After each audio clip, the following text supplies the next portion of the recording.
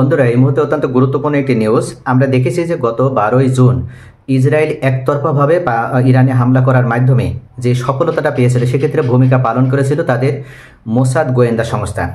দীর্ঘ 15 বছর ধরে তারা এই হামলার ছক তৈরি করেছিল এবং সফলভাবেই তারা হামলাটা করেছিল। কিন্তু কখনো কি এটা কল্পনা করেছে ইসরায়েল যে তাদের দেশের ভিতরেই ইরানের গোয়েন্দা সংস্থা তারা ঘাঁটি গড়ে তুলেছে?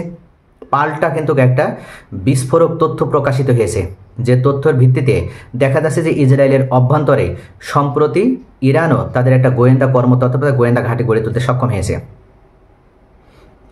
ইরানের হয়ে গুপ্তচর বিরোধী এবং নিরাপত্তা হুমকির অভিযোগে ইসরায়েলি নিরাপত্তা বাহিনী 3 নাগরিককে আটক করেছে।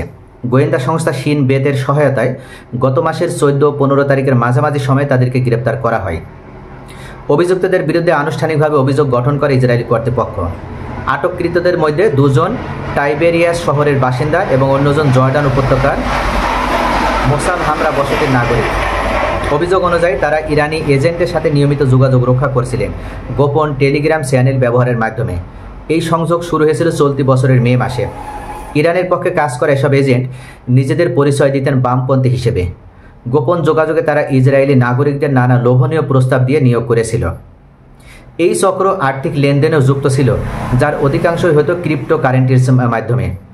ইসরায়েলি গোয়েন্দা সংস্থার অভিযোগ, অভিযুক্তরা তেল আবিব, হাইফা ও মেদানিয়া এলাকার একাধিক গুরুত্বপূর্ণ জনবহুল স্থাপনার বিস্তারিত তথ্য ইরানিদের কাছে সরবরাহ করেছে। এসব তথ্যের মধ্যে ছিল প্রবেশপথ, নিরাপত্তা রক্ষীদের অবস্থান, সিসিটিভি ক্যামেরার প্লেসমেন্ট, এমনকি তাদের নিজস্ব লাইভ লোকেশনও পাঠানো হতো নিয়মিত।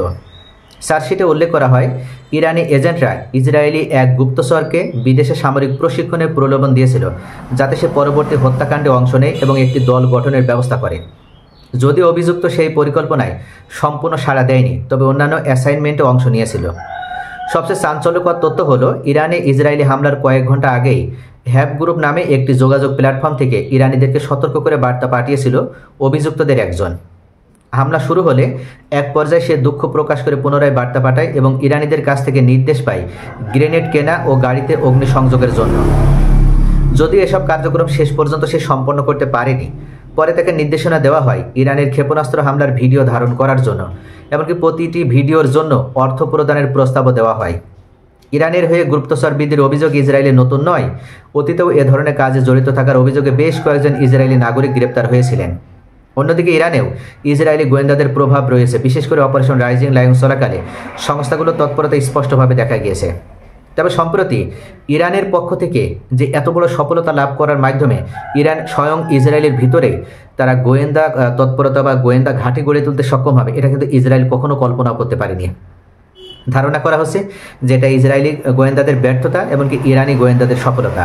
এবং ইরানের যে 3 জন যে গোয়েন্দা কর্মকর্তা ধরা পড়েছে, ইসরায়েলকে শুধুমাত্র এই 3 জনে গোয়েন্দাগিরি করছে না, ইরানের হয়ে এখনও অসংখ্য গোয়েন্দা ইসরায়েলের অভ্যন্তরে ঘাপটি মেরে রয়েছে। সকলে ভালো থাকুন। Thanks for watching.